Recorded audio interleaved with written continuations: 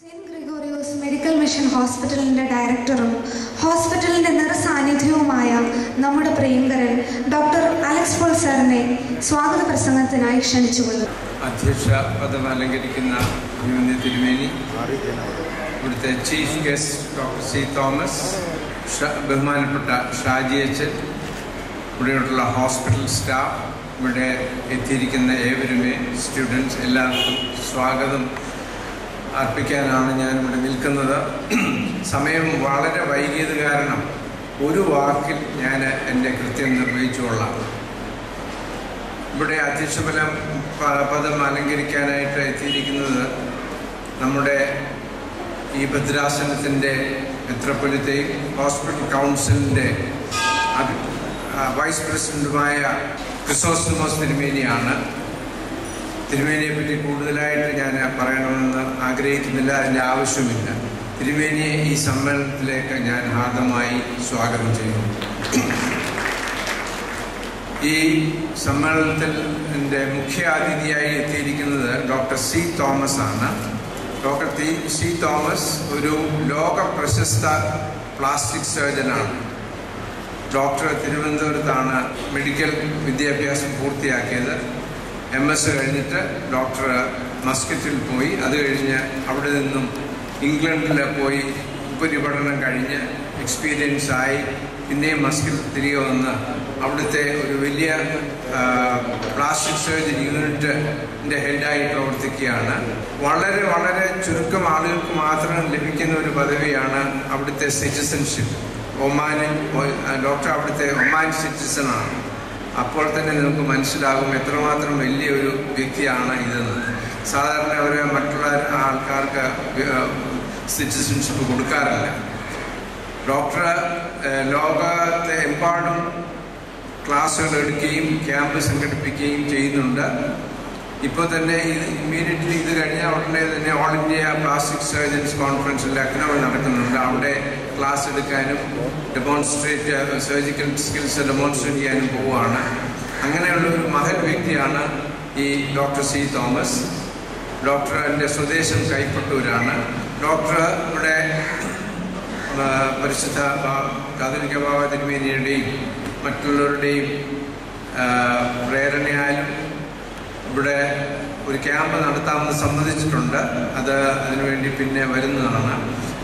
ഈ ഡോക്ടറെ ഈ സമ്മേളനത്തിലേക്ക് ഞാൻ ഹാർദമായി സ്വാഗതം ചെയ്യുന്നു. അഭിവന്യ ഗീവർഗീസ് റംബാച്ചിനെയും ഈ സമ്മേളനത്തിലേക്ക് ഞാൻ സ്വാഗതം ചെയ്യുന്നു.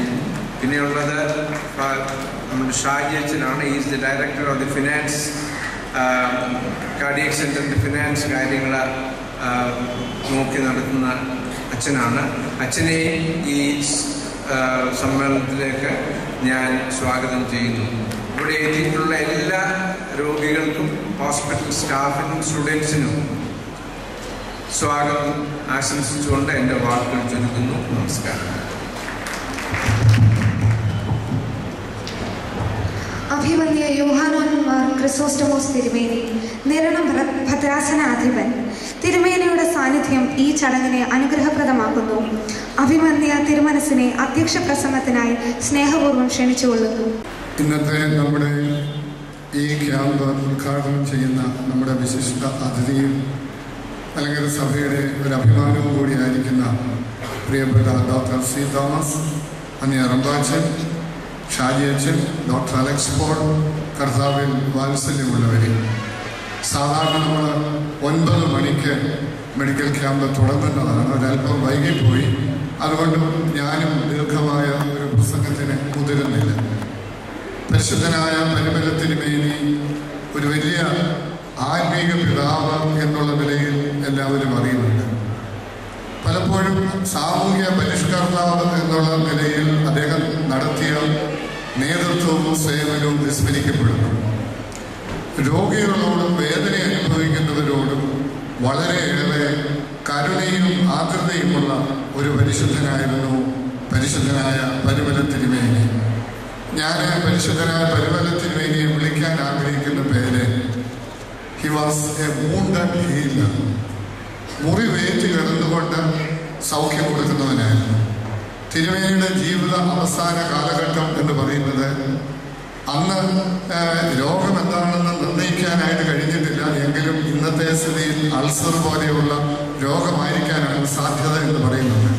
പലപ്പോഴും വയറുവേദന കൊണ്ട് അദ്ദേഹത്തിന് സഹിക്കാൻ വയ്യാതെ അട്ട ചുരുളുന്നത് പോലെ ചുരുണ്ട് കിടന്നിട്ടുണ്ട്. വേദന അന്ന് പെയിൻ കില്ലേഴ്സ് ഒന്നും ഇല്ലല്ലോ. വേദന വീണ്ടും സഹിക്കാൻ വയ്യാതെ നിവൃത്തിയില്ലാതെ വരുമ്പോൾ തോർത്ത് കയറുപോലെ പിരിച്ച് ചുവന്ന കുപ്പായത്തിന്റെ അകത്തിട്ടിരിക്കുന്ന കമ്മീസിന്റെ പുറത്ത് വയറിന്റെ മുകളിൽ കൂടി ചാക്കിന്റെ മുടി വലിഞ്ഞു കിട്ടുന്നത് പോലെ വലിഞ്ഞു മുറുക്കി കിടന്ന് വേദന സഹിക്കുകയും അത് അഭിമുഖീകരിക്കുകയും ചെയ്തു. ഈ സമയത്തും അദ്ദേഹത്തെ കാണാൻ വരുന്നവരെ അദ്ദേഹം പ്രാർത്ഥിക്കുന്നുണ്ട്. ആവുമെങ്കിൽ അവരുടെ തലയിൽ കൈവെക്കുന്നുണ്ട്, അവർക്ക് സൗഖ്യം കിട്ടുന്നുണ്ട്. പക്ഷേ തൻ്റെ രോഗസൗഖ്യത്തിന് വേണ്ടി അദ്ദേഹം പ്രാർത്ഥിച്ചിട്ടില്ല. 56-ാമത്തെ വയസ്സിൽ ദൈവസന്നിധിയിൽ ചേർക്കപ്പെട്ടു. അപ്പൊ തൻ്റെ ആരോഗ്യവും തൻ്റെ അസുഖങ്ങളൊന്നും അദ്ദേഹത്തിൻ്റെ ആത്മീയതയെ ബാധിച്ചിട്ടില്ല. മറ്റുള്ളവർക്കും ഈ രോഗാവസ്ഥയിൽ കിടക്കുന്നവർക്കും താൻ മുഖാന്തരം മറ്റുള്ളവർക്ക് ലഭിക്കാവുന്ന നന്മയെക്കുറിച്ച് മാത്രമാണ് അദ്ദേഹം ചിന്തിച്ചിരുന്നത്. ഒരു രോഗിയുടെ പ്രാർത്ഥന, കർത്താവേ, രോഗം മാറ്റുവാൻ ഞാൻ അതിയായി ആഗ്രഹിക്കുന്നില്ല, ഈ രോഗത്തെ അഭിമുഖീകരിക്കാനുള്ള ശക്തി അവിടുന്ന് എനിക്ക് തന്നാൽ. നമുക്ക് നമ്മുടെ ലോകത്തിന്റെ കാലഘട്ടത്തിൽ ഇത് പ്രാർത്ഥിക്കാൻ സാധിക്കുമോ? രോഗസൗഖ്യം ദൈവഹിതത്തിന് സന്നിധിയിൽ വിട്ടുകൊടുക്കുക. പക്ഷേ ലോകത്തിന്റെ കാലഘട്ടത്തെ അഭിമുഖീകരിക്കുവാനുള്ള ഒരു ആത്മബലവും ശക്തിയും, കാരണം പകുതി സൗഖ്യം ആത്മാവിന്റെ ശക്തിയിലും ആന്തരിക ബലത്തിലുമാണ്. കടന്നു വന്നിരിക്കുന്ന എല്ലാവരോടുമുള്ള സ്നേഹവും സന്തോഷവും അറിയിച്ചുകൊണ്ട് ഈ ക്യാമ്പ് അനേകായിരങ്ങൾക്ക് പ്രയോജനമായി തീരട്ടെ എന്ന് പ്രാർത്ഥിച്ചുകൊണ്ട് ഞാൻ എൻ്റെ വാക്കുകൾ നിർത്തുന്നു. തിരുമേനിയുടെ സ്നേഹം നിറഞ്ഞ വാക്കുകൾക്ക് നന്ദി അർപ്പിക്കുന്നു. പരിശുദ്ധനായ പരിമല തിരുമേനിയുടെ ഓർമ്മ പെരുന്നാളിനോടനുബന്ധിച്ച് നടത്തുന്ന ഈ സൗജന്യ മെഡിക്കൽ ക്യാമ്പിന്റെ ഉദ്ഘാടനം നിർവഹിക്കുവാനായി ഇവിടെ എത്തിച്ചേർന്നിരിക്കുന്നത് ഒമാനിലെ കൗല ഹോസ്പിറ്റലിലെ സീനിയർ കൺസൾട്ടന്റും പ്ലാസ്റ്റിക് സർജറി വിഭാഗത്തിന്റെ മേധാവിയുമായ ബഹുമാനപ്പെട്ട ഡോക്ടർ സി തോമസ് ആണ്. അദ്ദേഹം ഒമാനിലെ പ്ലാസ്റ്റിക് സർജൻസ് അസോസിയേഷന്റെ പ്രസിഡന്റും GCC രാജ്യങ്ങളുടെ പ്ലാസ്റ്റിക് സർജൻസ് അസോസിയേഷന്റെ മുൻ പ്രസിഡന്റും കൂടിയാണ്. അദ്ദേഹത്തിന്റെ വിശിഷ്ട സേവനത്തെ ബഹുമാനിച്ചുകൊണ്ട് civil service award, order of Oman, കൂടാതെ ഒമാൻ സിറ്റിസൺഷിപ്പ് എന്നിവയും നൽകി സുൽത്താനേറ്റ് ഓഫ് ഒമാൻ അദ്ദേഹത്തെ ആദരിച്ചിട്ടുണ്ട്. ഈ ധന്യമുഹൂർത്തത്തിന്റെ മാറ്റുകൂട്ടുവാനായി ഡോക്ടർ സി തോമസിനെ ഇവിടെ ലഭിച്ചത് നമ്മുടെ ഭാഗ്യമായി കരുതുന്നു. ഈ ചടങ്ങിന്റെ ഉദ്ഘാടന കർമ്മം നിർവഹിക്കുന്നതിന് വേണ്ടി ഡോക്ടറിനെ ആദരപൂർവ്വം ക്ഷണിച്ചുകൊള്ളുന്നു.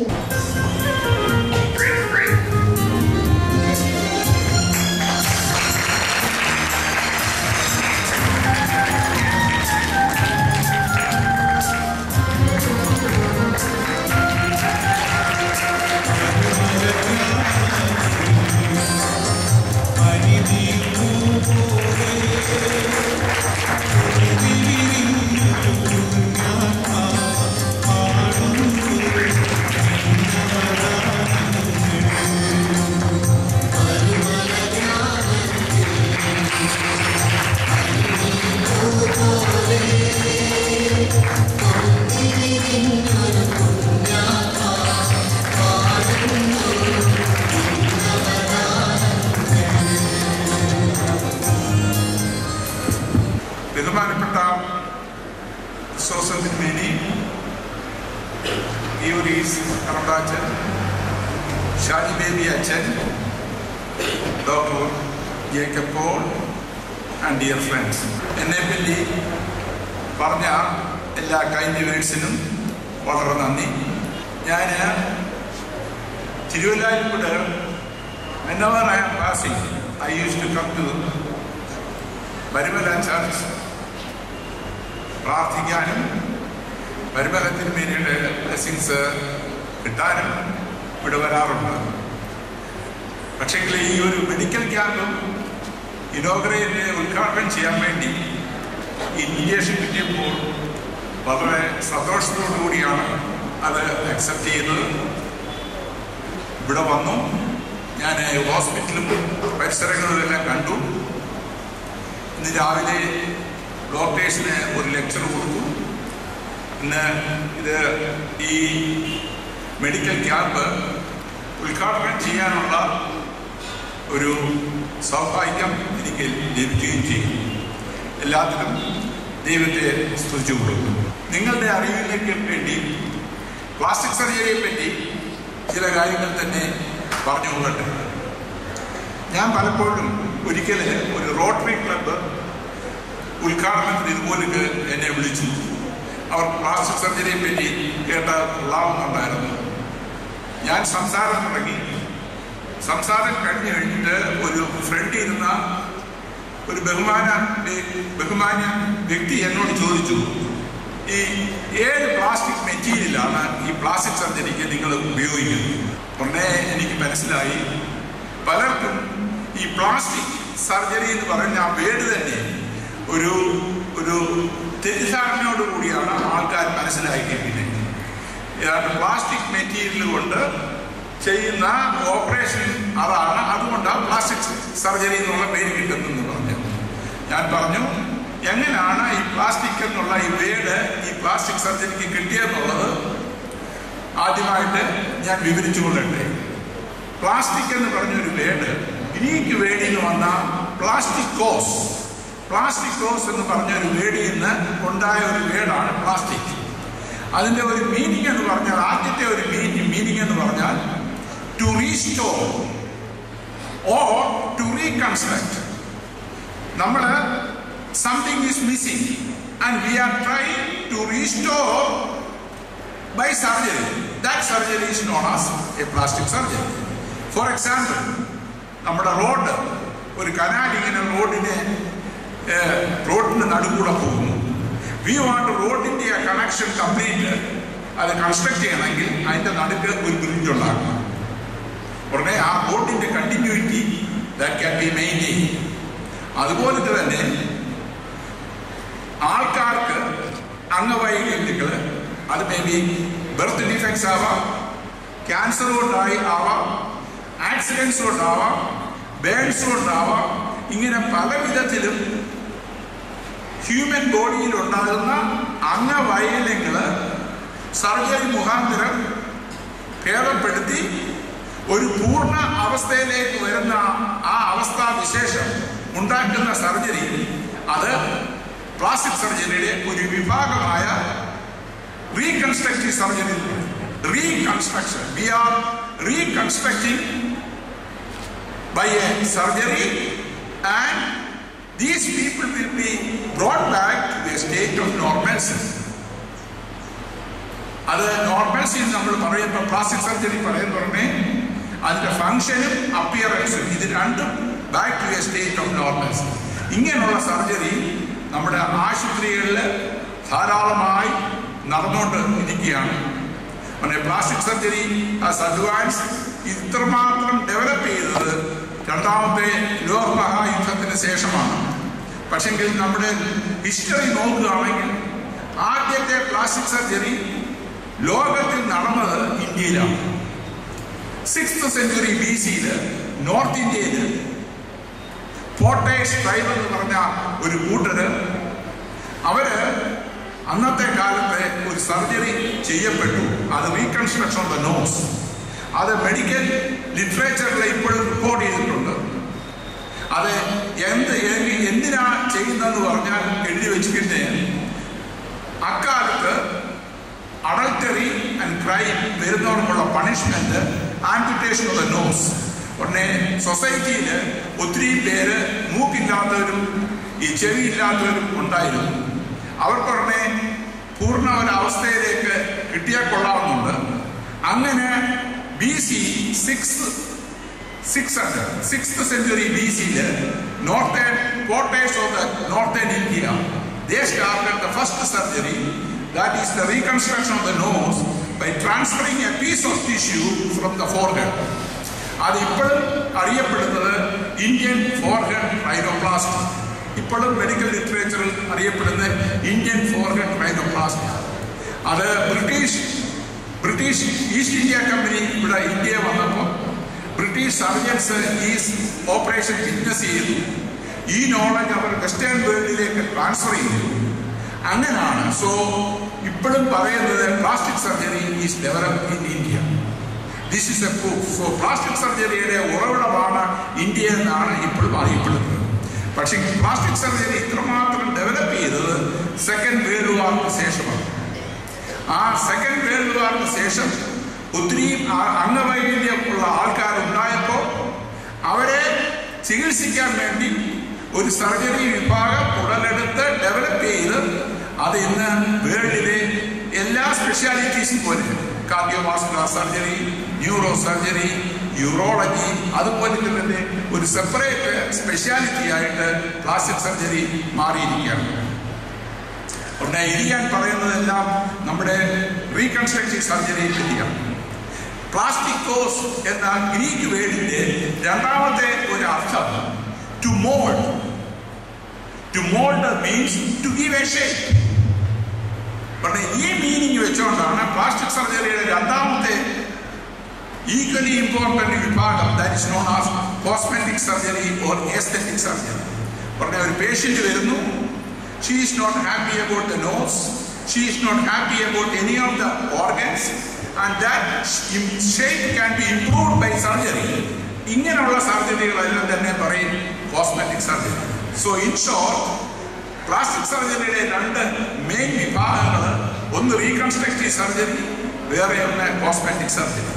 നമ്മുടെ ഈസ്റ്റേൺ വേൾഡിൽ developing and under developed countries in the world, reconstructive surgery is the most important. Whereas when you come to the western world, cosmetic surgery plays a very important role.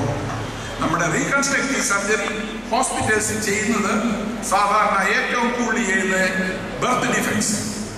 ഇന്ന് ഞാൻ രാവിലെ കൊടുത്ത ഒരു talk about cleft lip and cleft palate. ഏറ്റവും commonest congenital abnormality in the eastern world is the cleft lip and cleft palate. Again, literature നോക്കുമ്പോൾ 50% കുട്ടികൾ ഈ cleft ലിപ്പും പാലറ്റുമായിട്ട് ജനിക്കുന്നവരിൽ അവർക്ക് മാത്രമേ ഇപ്പോഴും ട്രീറ്റ്മെന്റ് കിട്ടുന്നുള്ളൂ. 50% കുട്ടികൾക്ക് ഇപ്പോഴും ഈ ലോകത്തിൽ ട്രീറ്റ്മെന്റ് കിട്ടാതെ ഇപ്പോഴും ഉള്ള അവസ്ഥാവിശേഷമാണ്. ഇന്തോനേഷ്യ, ബംഗ്ലാദേശ് ഇതുപോലുള്ള ഭാഗങ്ങളിൽ ധാരാളം കുട്ടികൾ ഈ ഡിഫക്റ്റീവായിട്ട് ജനിക്കുകയും അവിടെ ചെയ്യാൻ ആളില്ലാത്തത് കൊണ്ട് ഇവരെല്ലാവരും ഇങ്ങനെ ലിവിങ് വിത്ത് ദിസ് ഡിഫോമിറ്റി. പക്ഷെങ്കിൽ ഇന്ത്യയിലെ അവസ്ഥാവിശേഷം ഇന്ത്യ വളരെ ഡെവലപ്പ് ചെയ്ത് കഴിഞ്ഞു. ഇതുപോലുള്ള മിക്ക എല്ലാ മെഡിക്കൽ കോളേജ് ആശുപത്രികളിലും മേജർ ഹോസ്പിറ്റൽസും പ്ലാസ്റ്റിക് സർജറി ഒരു ഡെവലപ്പ് ചെയ്ത വിഭാഗമായിട്ട് മാറിക്കഴിഞ്ഞു. അതുകൊണ്ട് ട്രീറ്റ്മെന്റ് കിട്ടുന്നുവെന്ന് തന്നെ നമുക്ക് പറയാം. സോ ആദ്യത്തെ ഒന്ന് ഈ റീകൺസ്ട്രക്റ്റീവ് സർജറി മുഖാന്തരം ചെയ്യുന്നത് ജന്മ defects, cleft lip and cleft palate, year deformity, then any other deformities, hand, feet, any other congenital defect, it can be operated and brought back to a state of normalcy by reconstructive operation. Second surgery is hand surgery. Hand distant to the wrist. Hand is a very important organ for making a livelihood. So hand surgery is a neglected branch in the past, but now people thought it should be given due importance and it should be operated well. Even if the finger is cut off, it can be put back to a state of normalcy by the meaning of microsurgery. So plastic surgery is a ഭാഗമായിട്ട് ഈ hand surgery മാറി. നമുക്ക് complete reattachment of the finger, revascularisation of the finger, ഇതെല്ലാം തന്നെ micro surgery മുഖാന്തരം ഇപ്പം plastic surgery ചെയ്യുന്നുണ്ട്. അതുകൊണ്ട് ഹാൻഡ് സർജറിയാണ് നമ്പർ 2 ആയിട്ട് റീകൺസ്ട്രക്റ്റീവ് സർജറി ചെയ്യുന്നത്. വേറെ ഒന്ന് ക്രേനിയോ മാക്സിലോഫേഷ്യൽ സർജറി എന്ന് പറയും. Road traffic accident is very common now everywhere. If you met an accident in the car, first thing is happening, your face will come forwards and hit against the dashboard or anything. You met an accident, maybe only injuries on the face or maybe fractures on the face. Again, this should be done ideally by a plastic surgeon if you want to get a good result. So craniomaxillofacial surgery is number 3. And number 4 is beds. ഈ തീപ്പൊള്ളൽ അതുപോലുള്ള ഡിഫോമിറ്റീസും ഇപ്പം കൂടി വരികയാണ്. Fire കൊണ്ട് വീട്ടിലുണ്ടാകുന്ന തീപ്പൊള്ളലായിരിക്കാം, അല്ലെങ്കിൽ ഇൻഡസ്ട്രിയിൽ ഉണ്ടാകുന്നതായിരിക്കാം, അല്ലെങ്കിൽ chemical കൊണ്ടായിരിക്കാം. ഇതെല്ലാം വന്നാൽ തന്നെ ഇതിനെ ശരിക്ക് മാനേജ്മെന്റ് ചെയ്യുകയും ഓപ്പറേഷൻ ചെയ്യേണ്ടത് കറക്റ്റ് സമയത്ത് ചെയ്യുകയും ചെയ്യും. ഞാൻ അടുത്ത സമയത്ത് പേപ്പറിൽ വായിച്ചു, കേരളം മുഴുവൻ ഒരു നല്ല ബേഡ്സ് യൂണിറ്റില്ല. ബെഡ് അലോട്ട് ചെയ്തിട്ടുണ്ട്, പക്ഷേ no proper beds unit in the whole of Kerala. It needs to be developed. A holistic management of the burns treatment to be started here. And again I will tell you another, but it burns completely other in the plastic surgery there will come. Pinne ഞാൻ പറഞ്ഞു microsurgery by means of microscope. Operating microscope എന്ന് പറഞ്ഞാൽ നമ്മൾ ചെറിയ കാര്യങ്ങൾ വലുതായിട്ട് കാണുകയും അതിപ്രകാരം meticulous surgery ചെയ്യാൻ സാധിക്കുകയും ചെയ്യും. ഒരു ഓപ്പറേറ്റീവ് മൈക്രോസ്കോപ്പിൽ കൂടെ നമ്മൾ കാണുമ്പോൾ ഒരു hair we will see as a rope. So we can do a nice surgery by means of operating microscope. Microsurgery കൊണ്ട് വിട്ടുപോയിട്ടുള്ള ആംപ്യൂട്ടേറ്റ് ചെയ്തിട്ടുള്ള ഫിംഗേഴ്സ് തിരിച്ചു വെക്കാം. അതുപോലെയുള്ള തന്നെ ഈവൻ ഹാംസ്, ഫോറം, ഇതെല്ലാം തന്നെ തിരിച്ചു വെക്കാൻ സാധിക്കുന്നതായിരിക്കും. പിന്നെ microsurgery is also part of the plastic surgery. പിന്നെ അതുപോലെ തന്നെ സ്കിൻ ട്യൂബിങ്സ്, ക്യാൻസർ സർജറി എല്ലാ സർജൻസിനും ചെയ്യാം. പക്ഷേ അതിന്റെ റീകൺസ്ട്രക്ഷൻ ചെയ്യുവാണെങ്കിൽ പ്ലാസ്റ്റിക് സർജറി ചെയ്യുമ്പോൾ ഒരു big cancer of the face, it can be completely excised.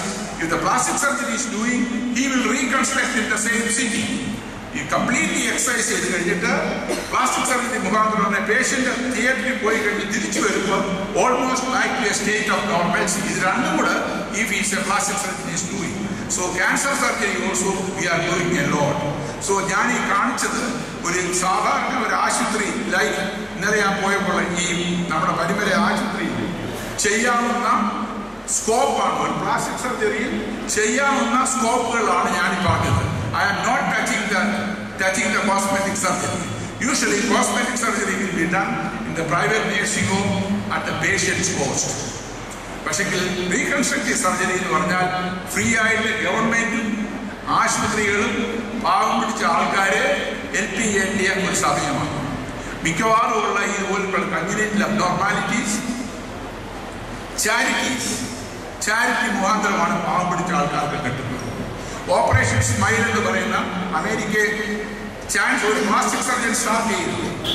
Bill Magee is a plastic surgeon and his wife is Kati. She is a social worker. They went to Philippines to see so many deformed children, and they started this one, Operation Smile. And now it's a very famous, is a prasthanamaayittu maariyirukku. They will go complete free charity work to the poor people. And now it's a very big organization. How they are doing, they will give, other NGOs will give the help, and the hospital will give the accommodation, everything. And these type of camps can be well developed. ഇന്നലെ ഞാനിവിടെ വന്നപ്പോൾ ബാബാതിരുമേനിയെ കണ്ടു. This is a very good scope to develop a camp for these deformed people in and around this region. We are doing a great service to the poor people, and I am a guest surgeon of the Operation Smile. I went to China, I went to Thailand, I went to Egypt. I am very experienced in this field. It is my pleasure ഇവിടെ വന്നാൽ ഇങ്ങനെ ഒരു camp develop ചെയ്യാൻ സാധിക്കുന്നുണ്ടെങ്കിൽ that's a great pleasure for me. പക്ഷേ hospital setup ഞാൻ നോക്കിയപ്പോൾ തിയേറ്ററും വാർഡും facilities എല്ലാം തന്നെ ഇവിടെ ഉണ്ട്. അതിനുള്ള ഒരു പ്ലാന് ഞാൻ ബാബാതിരുമേനിക്കും ഷാജി അച്ഛനെയും ഇവിടെയുള്ള ഭാരവാഹികൾക്ക് ഞാൻ കൊടുത്തിട്ടായിരിക്കും ഞാൻ പോകുന്നത്. ദൈവം സഹായിക്കുകയാണെങ്കിൽ ഇൻ ഫ്യൂച്ചറിൽ ഇവിടെ ഒരു ക്യാമ്പ് നടത്താൻ വരാമെന്നുള്ള പ്രതീക്ഷയോടുകൂടി എൻ്റെ വാക്കുകൾ ചുരുക്കുന്നു. ഞാൻ ഈ മെഡിക്കൽ ക്യാമ്പ് ഔദ്യോഗികമായിട്ട് ഉദ്ഘാടനം ചെയ്യുകയും ചെയ്തു. Thank you doctor. അടുത്തതായി ബഹുമാനപ്പെട്ട ഡോക്ടർ സി തോമസിന് ഒരു സ്നേഹോപഹാരം അർപ്പിക്കുന്നതിന് വേണ്ടി അഭിമന്യ തിരുമേനിയെ ക്ഷണിച്ചുകൊള്ളുന്നു. ഡോക്ടർക്ക് വേണ്ടിൻ്റെ ആവശ്യമില്ല. ഞങ്ങളുടെ സ്നേഹത്തിൻ്റെ സന്തോഷത്തിൻ്റെയും പ്രതീകമായി വളരെ അഭിമാനത്തോടുകൂടി അങ്ങേ ഞങ്ങളിൽ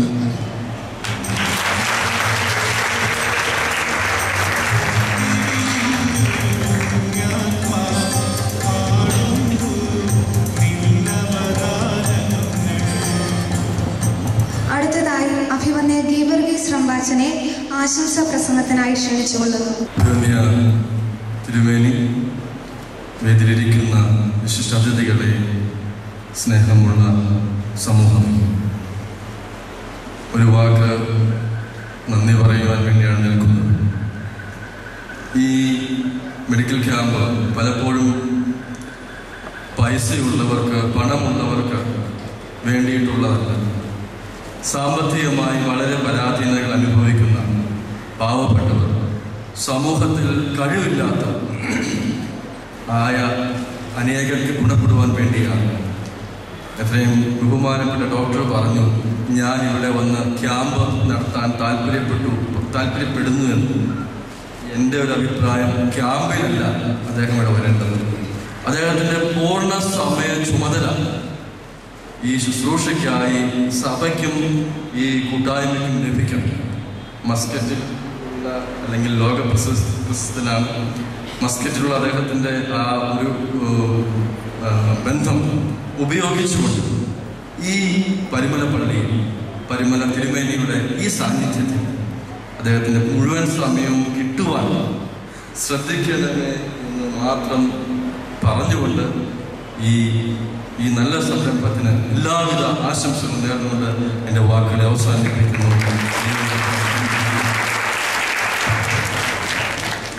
അടുത്തതായി സെന്റ് ഗ്രിഗോറിയോസ് കാർഡിയോവാസ്കുലർ സെന്ററിന്റെ ക്ലിനിക്കൽ കോർഡിനേറ്ററും നമ്മുടെ ഏത് ആവശ്യങ്ങളിലും ഓടിയെത്തുകയും ചെയ്യുന്ന ഡോക്ടർ സജി ഫിലിപ്പിനെ ആശംസാ പ്രസംഗത്തിനായി ക്ഷണിച്ചുകൊള്ളുന്നു.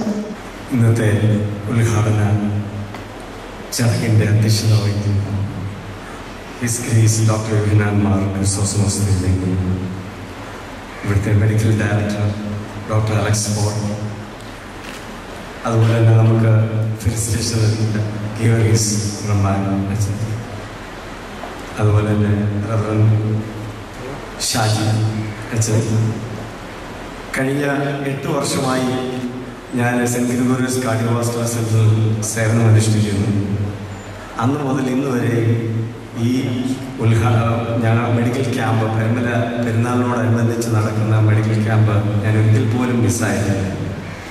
ഓരോ പ്രാവശ്യം കാണുമ്പോഴും ഓരോ വർഷത്തിലും ഒരാളെയെങ്കിലും ഓപ്പറേറ്റ് ചെയ്തു വിട്ടു എന്നുള്ള ഒരു സന്തോഷവും എൻ്റെ ഹൃദയത്തിലുണ്ട്.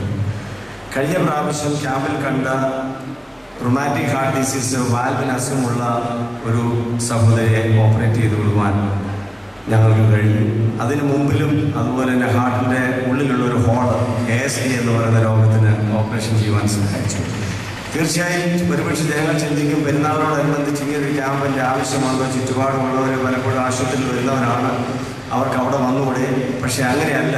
ഓരോ പ്രാവശ്യത്തെ ക്യാമ്പ് കാണുമ്പോൾ അതിൽ വരുന്ന ചില രോഗികളെ തിരഞ്ഞെടുത്ത് ഓപ്പറേറ്റ് ചെയ്യുമ്പോൾ ഞാൻ മനസ്സിലാക്കുന്നുണ്ട്, ഈ പെരുന്നാളിനോടനുബന്ധിച്ച് നടക്കുന്ന ക്യാമ്പ് വളരെ പ്രയോജനം ചെയ്യുന്നു എന്നുള്ളത്. 2, ഒരു രോഗി ഡോക്ടറിൻ്റെ അടുക്കൽ വരുമ്പോൾ അവരുടെ ദുഃഖത്തിന് ഒരു ആശ്വാസം പകരുവാൻ ഒരു ഡോക്ടർ കഴിയുന്നില്ല എങ്കിൽ ഒരു നല്ല ഡോക്ടറായിട്ട് സേവനം അനുഷ്ഠിക്കാൻ കഴിയുമോ എന്ന് ഞാൻ സംശയിക്കാറുണ്ട്. അതിനുദാഹരണമായി 3 മാസത്തിന് മുമ്പ് അൻഷാദ് എന്ന് പറയുന്ന ഒരു മുസ്ലിം 17 വയസ്സുള്ള ഒരു മകൻ കടന്നു വന്നവൻ്റെ എക്സ്റേ എടുത്തപ്പോൾ ഹൃദയത്തിൻ്റെ വികസനം, ശ്വാസകോശം കാണുവാൻ കഴിയത്തില്ല, അത്രമാത്രം ഹൃദയം വികസിച്ചു പോയി. 2 വയസ്സ് 3 വയസ്സാകുമ്പോൾ ഓപ്പറേറ്റ് ചെയ്യേണ്ട ആ മകന് 17 വയസ്സ് വരെ പോകാനുള്ള കാര്യം അവൻ്റെ കയ്യിൽ പണമില്ലായിരുന്നു. ഞാൻ പറഞ്ഞു, ദൈവം നിനക്ക് ആയുസ് തന്നിടത്തോളം നീ മുന്നോട്ട് പോവുക, ഞങ്ങൾക്ക് ചെയ്യാൻ ഇനിയും പ്രയാസമാണെന്ന് പറഞ്ഞു. എന്നാൽ 1 മാസത്തെ ഫോളോ അപ്പിന് ശേഷം ഞങ്ങളുടെ ഹാർട്ട് സർജൻ പറഞ്ഞു, സാറേ ഒരു പ്രത്യേക തരം സർജറിയുണ്ട്, അത് വേണമെങ്കിൽ അവന് ചെയ്യാം, പക്ഷെ റിസ്ക് അവർ ഏറ്റെടുക്കണം. എൻ്റെ പിതാവിനെ വിളിച്ചു സംസാരിച്ചു. ഏകദേശം 2.25 ലക്ഷം രൂപയോളം വില വരുന്ന സർജറിയാണ്. അതിൽ 1.25 ലക്ഷം രൂപയോളം ഞങ്ങൾക്ക് പിരിച്ചെടുക്കുവാൻ കഴിഞ്ഞു. എനിക്ക് അഭിമാനമുണ്ട്. കഴിഞ്ഞ 4 വർഷമായിട്ട് ഓർത്തഡോക്സ് സഭ, അതായത് Muscat orthodox church, Dubai orthodox church, Sharjah orthodox church, Bahrain orthodox church, അതുപോലെ തന്നെ തിരുവല്ല മർത്തോമ ചർച്ച്, ഇങ്ങനെയുള്ള സഭകളുടെ വലിയ മനസ്സ് തുറന്നുള്ള കാരുണ്യം കൊണ്ട് ഏകദേശം ഏകദേശം 360 പരം രോഗികളെ 30,000-40,000 ഓപ്പറേറ്റ് ചെയ്ത് വിടുവാൻ കഴിഞ്ഞെന്നുള്ള ഒരു വലിയ സന്തോഷം ഞങ്ങൾക്കുണ്ട്. 1.25 ലക്ഷം രൂപ ഞാൻ പിരിച്ചിട്ട് ഈ അൻഷാദിനെ ഓപ്പറേറ്റ് ചെയ്യുവാനായിട്ട് അവിടെ വെച്ച് 60,000 രൂപയുടെ വിലയുള്ള വാൽവ് അവന് വെച്ചു. പക്ഷെ അതിനുശേഷം അവൻ്റെ പ്രഷർ പൊങ്ങി വരുന്നില്ല, ഹൈപ്പോട്ടൻഷൻ എന്ന് പറയും. ഏകദേശം രാത്രി 10 മണിയായപ്പോൾ അവരെ തിരിച്ച് ഓപ്പറേഷൻ തിയേറ്ററിലെടുത്തിട്ട് ഈ വാൽവ് എടുത്ത് മാറ്റി, വാൽവ് എക്സ്പ്ലാന്റ് ചെയ്തു. ഈ വാൽവ് തിരിച്ചു വെക്കാൻ പറ്റത്തില്ല, കാരണം അവൻ്റെ പ്രഷർ നിയന്ത്രിക്കുന്നില്ല. അവർ വേറൊരു സർജറി ചെയ്തു.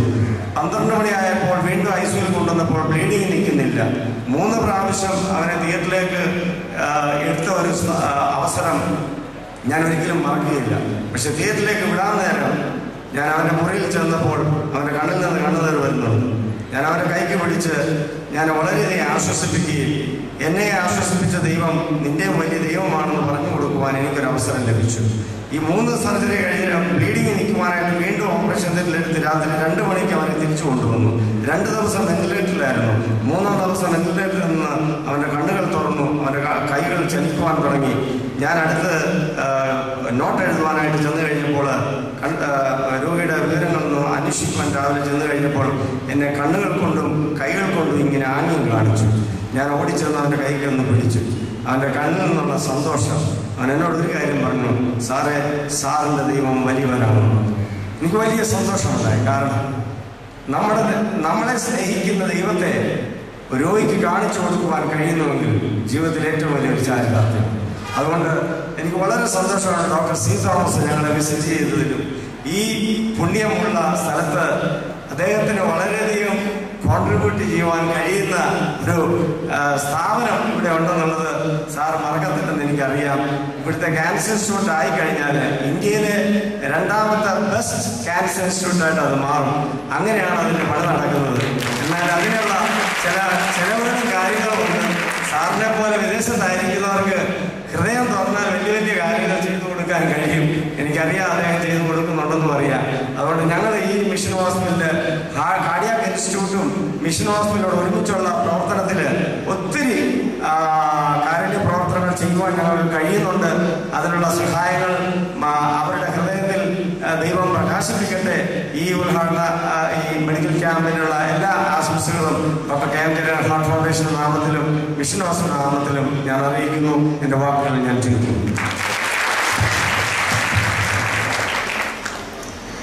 Thank you doctor. ലോകം മുഴുവൻ ഉറ്റുനോക്കുന്ന നിർമ്മാണ പ്രവർത്തനം നടന്നുകൊണ്ടിരിക്കുന്ന saint Gregorios international cancer care സെന്ററിന്റെ ഫിനാൻസ് ഡയറക്ടറും ഹോസ്പിറ്റലിന്റെ ഉന്നമനത്തിന് വേണ്ടി പ്രയത്നിക്കുന്ന നമ്മുടെ പ്രിയങ്കരനുമായ റെവറൻ ഫാദർ ഷാജിയും ബേബി അച്ഛനെ നന്ദി പ്രകാശനത്തിനായി ക്ഷണിച്ചുകൊള്ളുന്നു. അഭിനന്ദനത്തിനുവേണ്ടി ബഹുമാന്യനായിരിക്കുന്ന ഡോക്ടർ സി തോമസ്, വേദിയിൽ ഉപവിഷ്ടരായിരിക്കുന്ന വിശിഷ്ട അതിഥികളെ, ഒറ്റ വാക്കിൽ മാത്രം എൻ്റെ കർത്തവ്യത്തിലേക്ക് ഞാൻ പ്രവേശിക്കാം. അതിനുമുമ്പായിട്ട് ബഹുമാനപ്പെട്ട ഡോക്ടർ സി തോമസിനെ പറ്റി ഒരു വാക്ക് പറയാതെ പോയി കഴിഞ്ഞാൽ അതൊരു നന്ദികേടാകും എന്നുള്ളതുകൊണ്ട് മാത്രം ഒരു വാക്ക് അദ്ദേഹത്തെ പറ്റി ഓർമ്മിക്കുവാൻ തക്കോണം ഈ സമയം ആഗ്രഹിക്കുകയാണ്. മസ്കറ്റ് ഇടവകയിൽ അവിടുത്തെ ഒരു എളിയ പ്രവർത്തകനായിട്ട് പ്രവർത്തിച്ച അവസരം മുതൽ ഒമാൻ റിലീജിയസ് അഫയേഴ്സുമായിട്ട് നേരിട്ട് ബന്ധം പുലർത്തുന്ന ഡോക്ടർ സി തോമസും അദ്ദേഹത്തിൻ്റെ പ്രവർത്തന ഫലമായിട്ടാകുന്ന മസ്കറ്റിൽ മലങ്കര ഓർത്തഡോക്സ് സഭയ്ക്ക് ഒരു ദേവാലയം ഉണ്ടാകുവാൻ തക്കോണം സാധ്യമായി. അദ്ദേഹത്തിൻ്റെ അതീവമായ പരിശ്രമ ഫലമായി അധികം വൈകാതെ തന്നെ ഗാല എന്ന സ്ഥലത്ത്, മസ്കറ്റിനടുത്തുള്ള ഗാല എന്ന സ്ഥലത്തും സോഹ എന്ന സ്ഥലത്തും മലങ്കര ഓർത്തഡോക്സ് സഭയ്ക്ക് സ്വന്തമായി 2 ദേവാലയങ്ങൾക്ക് സ്വന്തമായി സ്ഥലം നൽകുവാൻ തക്കവണ്ണമുള്ള എല്ലാ ക്രമീകരണങ്ങളും അവിടുത്തെ രാജാവ് അതിനോട് വേണ്ട എല്ലാ ക്രമീകരണങ്ങളും ചെയ്തു തരുമ്പോൾ അതിൻ്റെ ഏറ്റവും മുൻനിരയിൽ നിന്ന് ചോദിക്കുകയും പറയുകയും അതിന് വേണ്ട ക്രമീകരണങ്ങൾ ചെയ്യുവാൻ തക്കവണ്ണം മിനിസ്ട്രി ഓഫ് റിലീജിയസ് അഫയേഴ്സിൽ നിന്നും ഡോക്ടർ സി തോമസിനെയാണ് ചുമതലപ്പെടുത്തിയിരിക്കുന്നത്. അദ്ദേഹത്തിൻ്റെ വലിയ ഒരു സേവനം മസ്കറ്റ് ദേശത്ത്, ഒമാൻ ദേശത്ത് വളരെയധികം സഭയ്ക്ക് ലഭ്യമായിക്കൊണ്ടിരിക്കുന്നു. നന്ദിയോടുകൂടി ആ കാര്യങ്ങളൊക്കെ ഈ സമയത്ത് ഓർക്കുകയാകുന്നു. ഇന്നത്തെ ഈ ചെറിയ ഒരു പ്രോഗ്രാം എങ്കിൽ തന്നെ ഇതിൻ്റെ അധ്യക്ഷത പദം അലങ്കരിക്കുന്ന അഭിമന്യ യോഹന്നാൻ മാർ ക്രിസ്തുമസ് തിരുമേനി, അദ്ദേഹത്തോടുള്ള നന്ദിയും സ്നേഹവും ഈ സമയത്ത് അർപ്പിക്കുന്നു. അതോടൊപ്പം തന്നെ നമ്മുടെ വിശിഷ്ടാതിഥിയായിരിക്കുന്ന ഡോക്ടർ സി തോമസ്, അദ്ദേഹത്തിന്റെ വിലപ്പെട്ട സമയം തുടർന്നും അദ്ദേഹത്തിന്റെ സേവനം നമുക്ക് ഈ ദേശത്തിന് ആകമാനം അനുഗ്രഹത്തിന് കാരണമായി തീരും. അദ്ദേഹത്തെ ഒരിക്കൽ കൂടി ഈ യോഗത്തിന്റെയും നിങ്ങളെല്ലാവരുടെയും പേരിലുള്ള നന്ദിയും സ്നേഹവും അറിയിക്കുന്നു. വേദിയിൽ ഉപഭോഷരായിരിക്കുന്ന വന്യ റംബാച്ചൻ, ബഹുമാന്യരായിരിക്കുന്ന ഡോക്ടേഴ്സ്, എല്ലാവരോടുമുള്ള നന്ദിയും സ്നേഹവും, അതോടൊപ്പം തന്നെ വന്നിയേർന്നിട്ടുള്ള എല്ലാവരോടുമുള്ള നന്ദിയും സ്നേഹവും ഓർപ്പിച്ചുകൊണ്ട് എൻ്റെ വാക്കുകളെ ചുരുക്കുന്നു. നന്ദി, നമസ്കാരം.